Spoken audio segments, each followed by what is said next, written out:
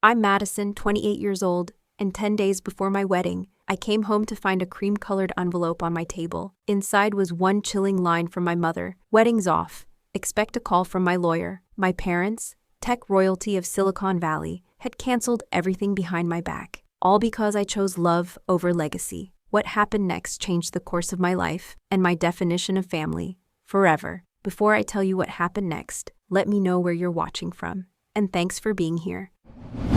Growing up as an only child to Robert and Victoria Harper meant living in a pink prison, in a world where every conversation revolved around market shares, IPO launches, and which Stanford MBA was joining Dad's company next. Our house in Palo Alto's most exclusive neighborhood wasn't just a home. It was a statement piece where Mom hosted fundraising galas for tech wives, who competed over whose husband's startup would get acquired for the most money. From the time I could walk, I understood that my future had been mapped out like one of Dad's business plans. Dad built Harper Technologies from a garage startup into a billion-dollar cloud computing empire, and he never let anyone forget it. He'd sit at dinner talking about scaling operations and market disruption, while Mom nodded and planned which charity board would photograph best for her social media. They sent me to the most prestigious private schools in Silicon Valley, where my classmates' parents were all CEOs, venture capitalists, or tech founders who'd made it big during the dot-com boom. The expectation was crystal clear without anyone ever saying it directly. I'd graduate from Stanford with a business degree, work at Dad's company for a few years to prove myself, then marry someone from our circle whose family name would look good on Christmas cards. My future husband would be another tech heir, preferably with an MBA and a trust fund. Someone who understood that marriage in our world was as much about merging family assets as it was about love. But when I announced at 18 that I wanted to become a veterinarian instead of joining the family business, you'd have thought I told them I was running away to join the circus. Mom actually dropped her wine glass at dinner, staining the white tablecloth she'd imported from Italy. Dad spent the next hour explaining why animal medicine was a nice hobby, but not a real career for someone with my advantages and connections. Despite their protests, I stuck to my plan and got into UC Davis for veterinary school. They eventually stopped arguing about it, especially when they realized they could brag to their friends about having a daughter who was following her passion and giving back to the community. What they never stopped doing was reminding me that when it came time to get married, I'd need to choose someone who understood our family's position in Silicon Valley society. That's exactly why Jake Morrison immediately failed my parents' test when I met him at a weekend habitat restoration project in the Santa Cruz Mountains. I was there volunteering because I needed a break from the endless tech industry events, where everyone pitched their latest app while pretending to care about charity work. Jake was different from the first moment I saw him teaching a group of volunteers how to build proper nesting boxes. His work boots actually dirty from real labor, not some Silicon Valley costume. He'd driven down from his workshop in Half Moon Bay, where he built custom furniture for clients who wanted something real instead of mass-produced pieces from expensive showrooms. His hands had calluses from years of working with wood, and when he explained how to measure and cut the boards, he spoke with the quiet confidence of someone who'd mastered his craft through practice, not PowerPoint presentations. Jake had grown up in a small Oregon town where his father ran a construction crew and his mother taught at the elementary school, learning woodworking from his grandfather, who'd built half the houses in their neighborhood. Our first date was nothing like the carefully orchestrated dinners I'd suffered through with tech executives my parents introduced me. Jake picked me up in his weathered Ford pickup and took me to a secluded beach where we collected driftwood and talked about everything except stock portfolios and IPO strategies. He'd packed homemade sandwiches and coffee in a thermos his grandmother had given him. And for the first time in years, I felt completely comfortable being myself without calculating every word.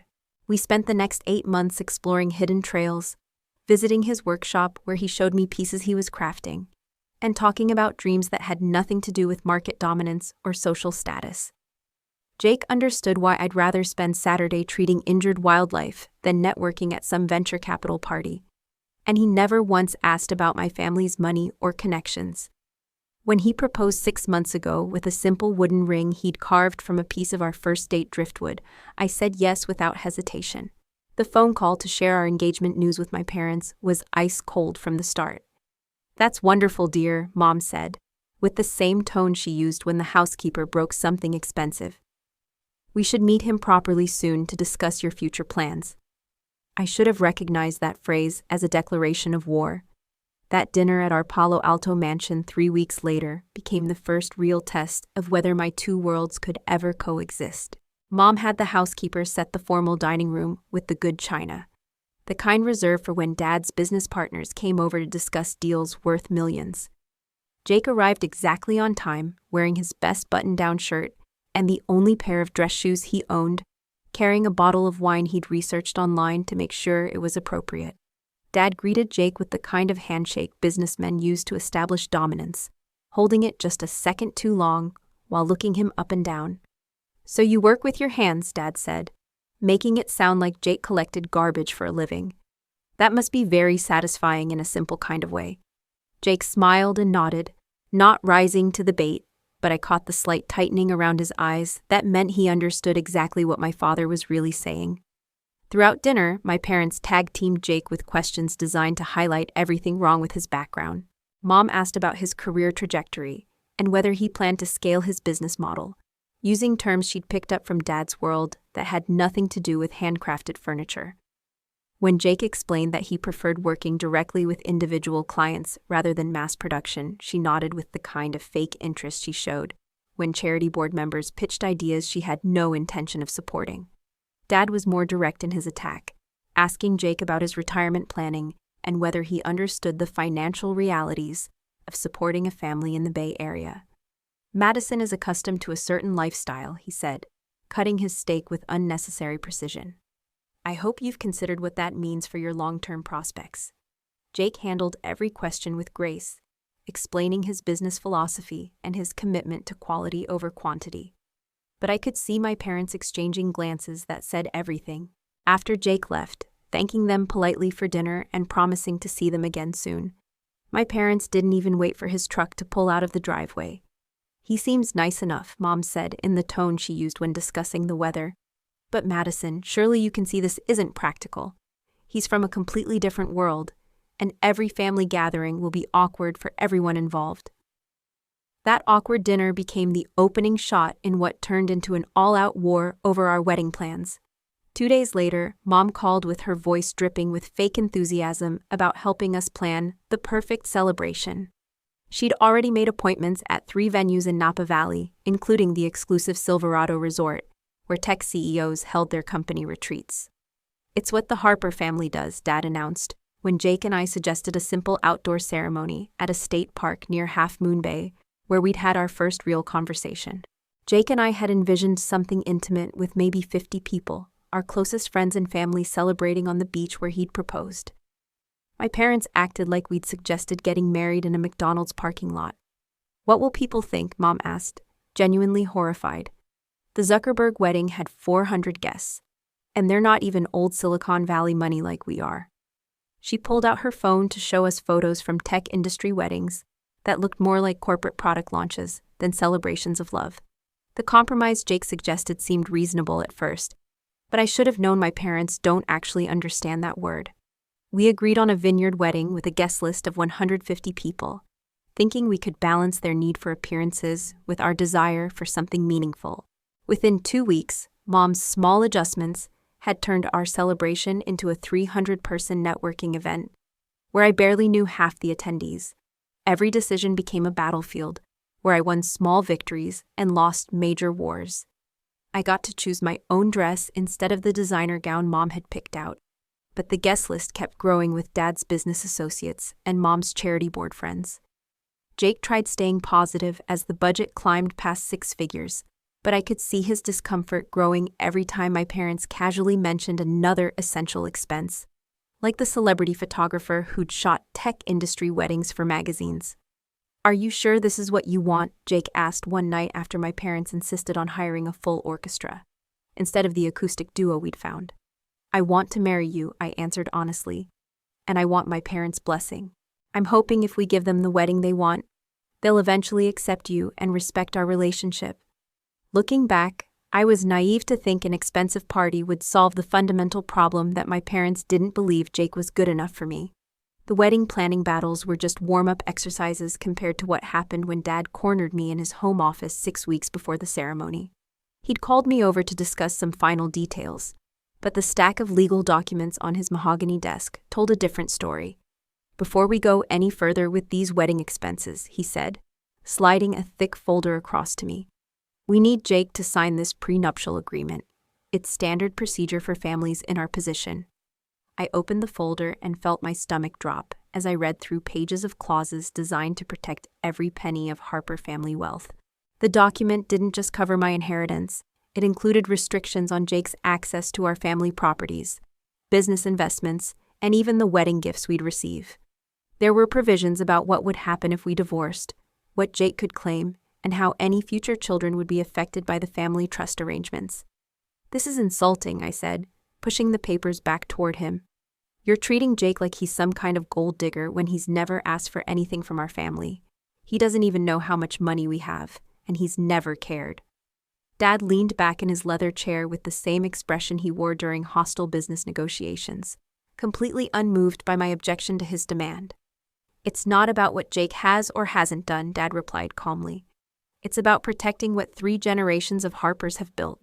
Your great-grandfather started this company with nothing, and I won't watch it get divided up because you married someone who doesn't understand how wealth works." When I refused to even discuss it with Jake, Dad's tone shifted from businesslike to threatening, reminding me that he was paying for everything and could withdraw his support at any time. That night when I told Jake about the prenup demand, his reaction surprised me completely. "I'll sign it," he said without hesitation. "Madison, I don't care about your family's money. I fell in love with you, not your bank account, and if signing some papers will give your parents peace of mind, then fine." But I wasn't fine with it, and the more I thought about it, the angrier I became that my own parents would ask me to insult the man I loved by questioning his motives for marrying me. 2 weeks after refusing to make Jake sign the prenup, I discovered just how far my parents were willing to go to prove their point. I'd stopped by the house to pick up some wedding planning materials Mom had left for me, but when I walked into Dad's office, I found him meeting with a man in a gray suit who quickly started gathering papers from the desk. The stranger mumbled something about following up later and practically ran out of the room, leaving behind a manila folder that had fallen to the floor. Inside that folder was my worst nightmare, printed out in black and white. My parents had hired a private investigator to dig into every aspect of Jake's life, and the file contained financial records, employment history, and even photos taken without his knowledge. There were pictures of Jake at his workshop, at the grocery store, and worst of all, several photos of him with a blonde woman I didn't recognize, both of them laughing and looking comfortable together. "What the hell is this?" I demanded, holding up the photos while my parents exchanged the kind of look that meant they'd been caught but weren't sorry. "How could you invade Jake's privacy like this? How could you invade mine?" Dad tried to justify their actions by explaining that background checks were standard procedure for families with significant assets, but I could barely hear him over the sound of my own heartbeat pounding in my ears. Mom took a different approach, pointing to the financial documents that showed Jake's struggles to keep his business afloat during the pandemic, and the photos with the mystery woman. "We're only trying to protect you from making a terrible mistake," she said in her most reasonable voice. "Jake owes more in business loans than he's told you, and these pictures were taken just 3 months ago. Are you absolutely certain you know who you're marrying?" The photos showed Jake at what looked like a family barbecue, his arm around a woman who was clearly comfortable with him, both of them wearing casual clothes and genuine smiles. There was one picture of them dancing together at what appeared to be an outdoor party, and another of them sitting close together on a porch swing, her head resting on his shoulder. My hands shook as I stared at images that suggested Jake had been living a completely different life than the one I thought I knew.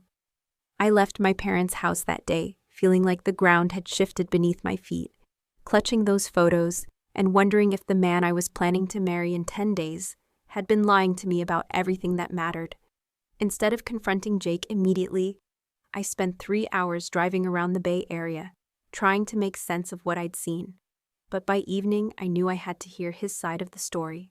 When he came over to my apartment that night, I placed the photos on my coffee table without saying a word and watched his face go pale as he recognized them. "Where did you get these?" he asked quietly. And when I explained about my parents' investigation, he sat down heavily and ran his hands through his hair.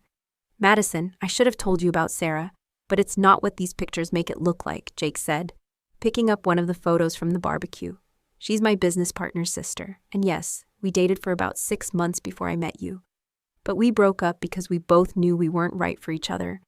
We stayed friends because her family has been like family to me since I moved to California. And these pictures are from her cousin's engagement party." He explained that Sarah had been his first real relationship after moving from Oregon, but they'd realized within a few months that they worked better as friends than as a couple. The dancing picture was from when they played her cousin's favorite song, and she asked me to dance because her ex-boyfriend was there with someone new and she felt awkward. The one on the porch swing was when she was telling me about some guy she'd started seeing and wanted advice about whether to get serious with him.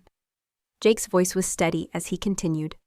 "As for the business loans, yes, I owe money.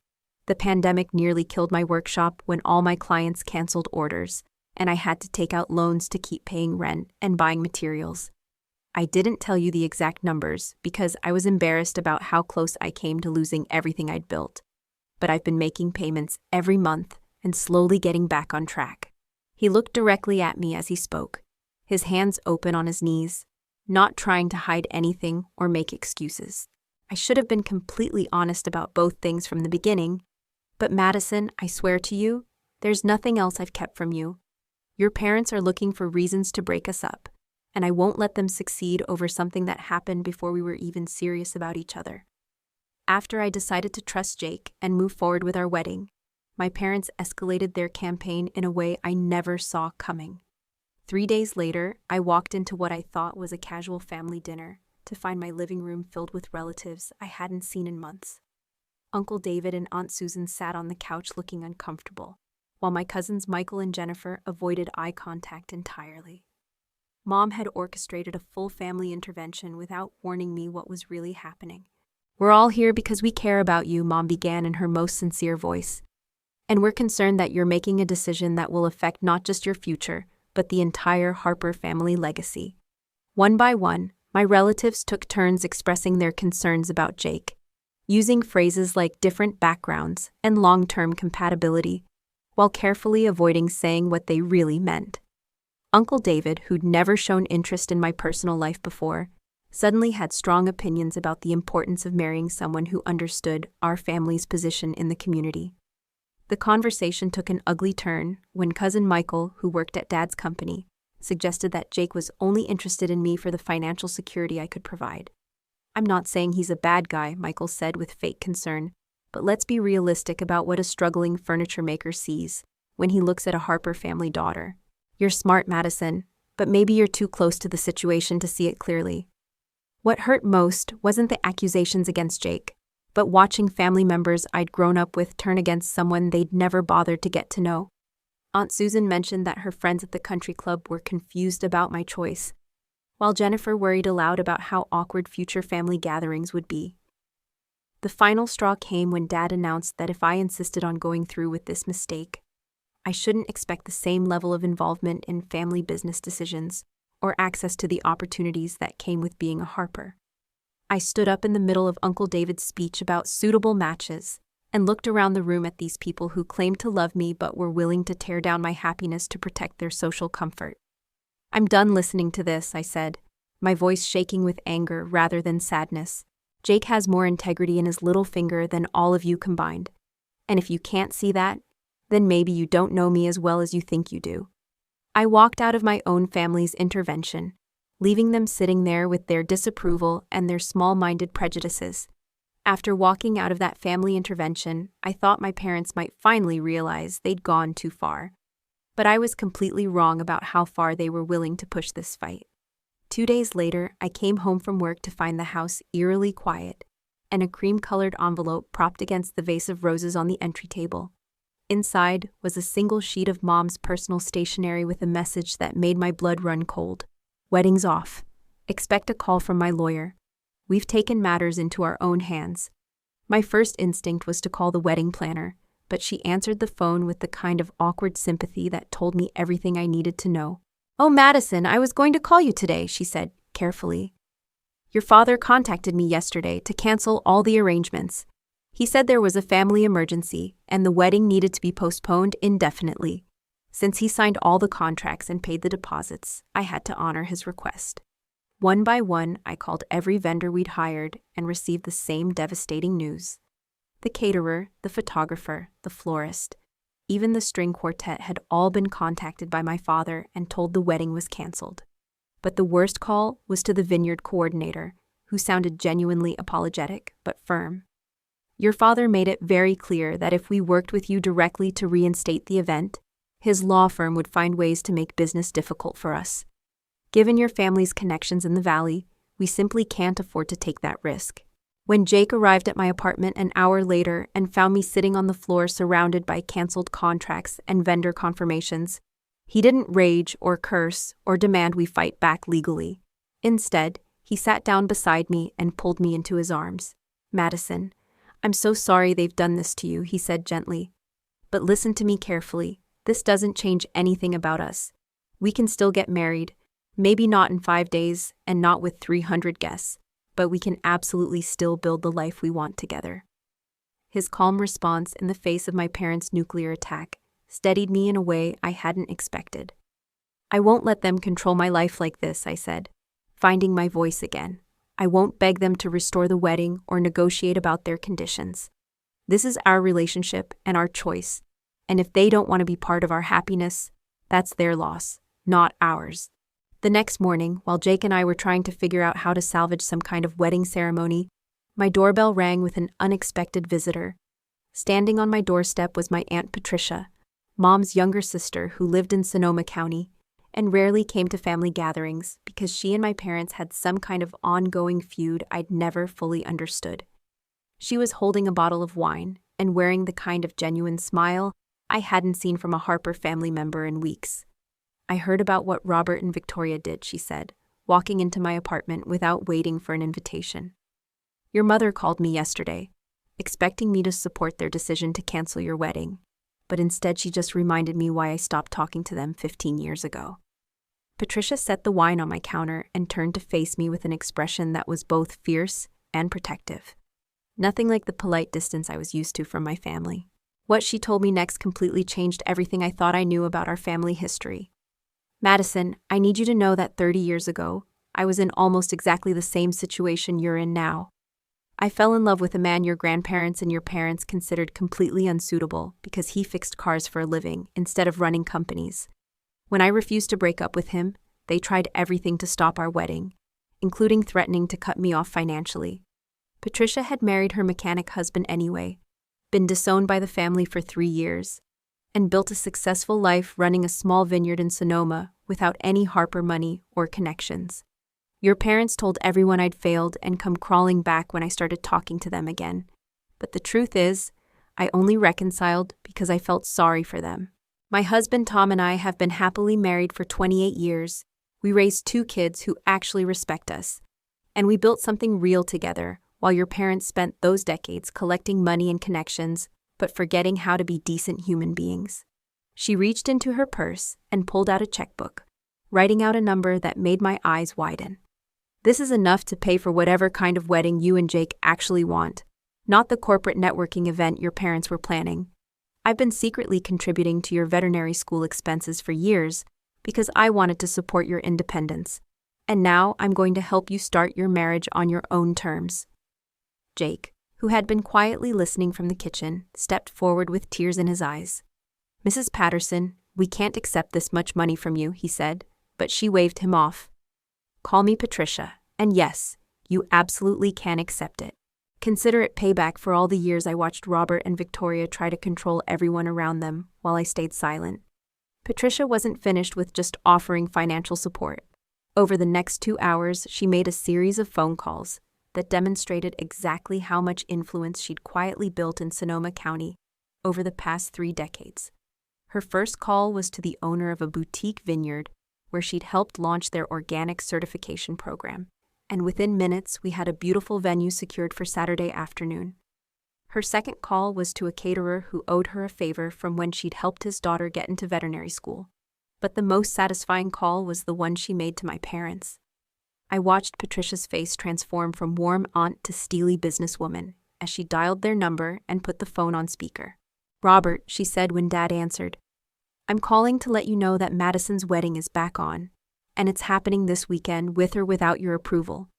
I've secured a venue and vendors, and I'm personally funding everything." The silence on the other end lasted so long I thought the call had dropped, but then Dad's voice came through tight with barely controlled anger. "Patricia, you have no right to interfere in our family's business. Madison is making a mistake that will affect her entire future, and we're trying to protect her from consequences she's too young to understand." His condescending tone was the same one he used with employees who questioned his decisions. Patricia's response was swift and devastating. "Robert, I've stayed quiet for 30 years about some of your business practices that wouldn't look good in the Wall Street Journal, but my silence was never guaranteed to last forever. Remember the Meridian acquisition where you used insider information from Victoria's charity board connections?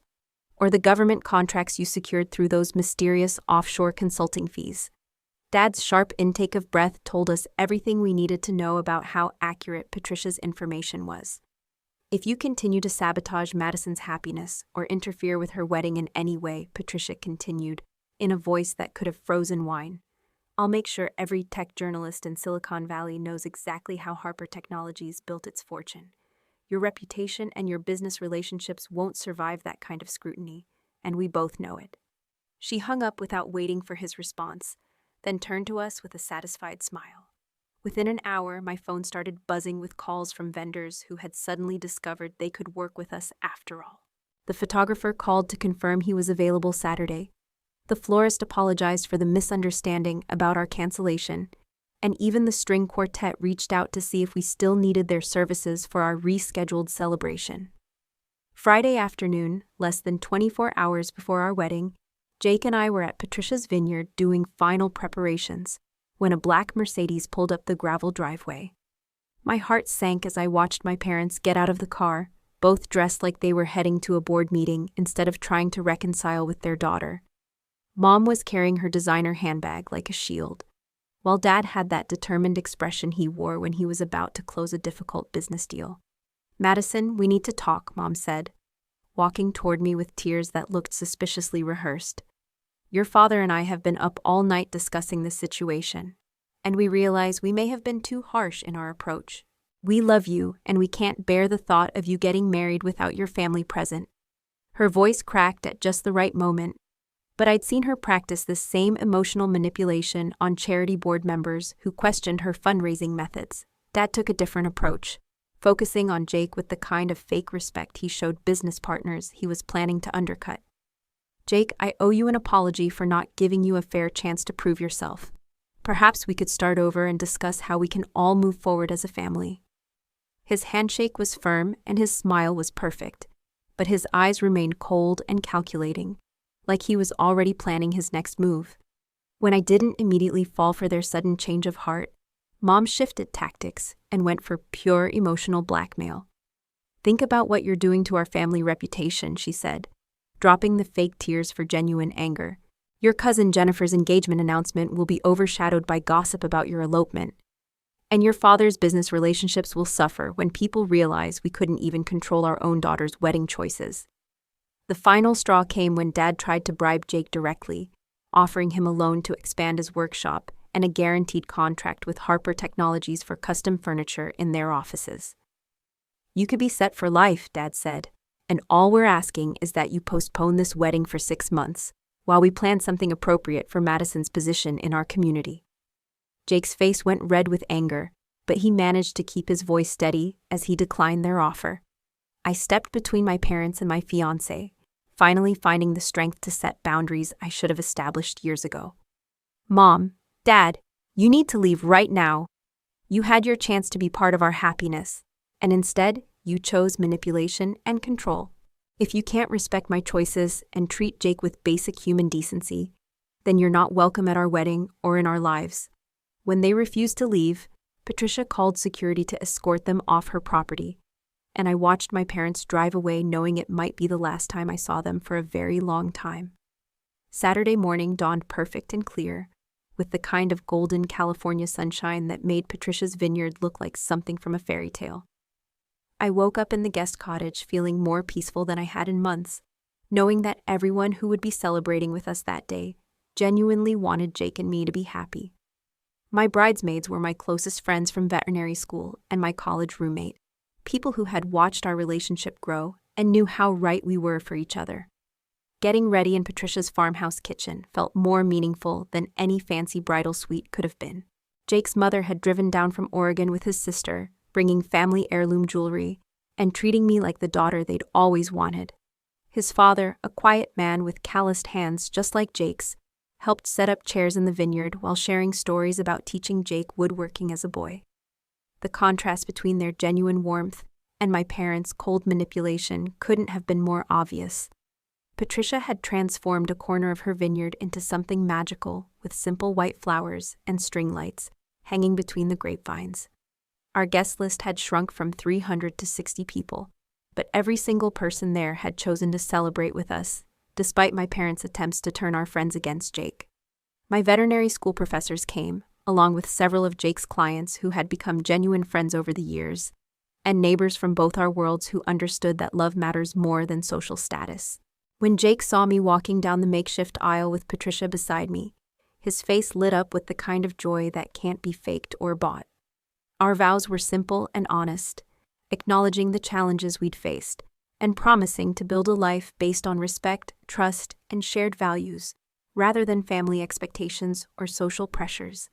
I promised to support his dreams just as he'd supported mine, and he promised to love me for who I was, not what family I came from. Patricia's toast during the reception brought tears to everyone's eyes as she spoke about the courage it takes to choose authenticity over approval. Madison and Jake have shown us all what real partnership looks like, she said, raising her glass of her own wine. They've faced opposition with grace, handled manipulation with dignity, and chosen love over convenience. Their marriage will be stronger because they've already proven they can weather storms together.